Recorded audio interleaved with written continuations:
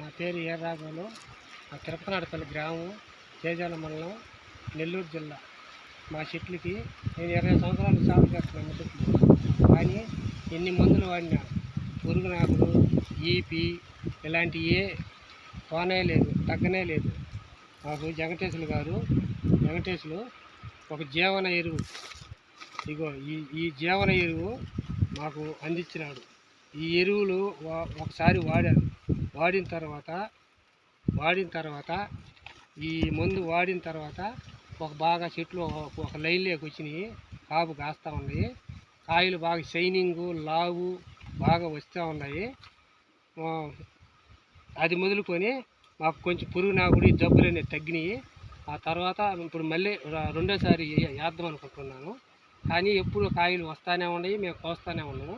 కానీ కాయలు ఇదే విధంగా ఉంటున్నాయి.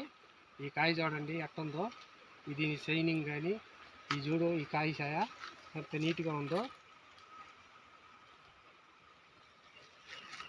చూడ.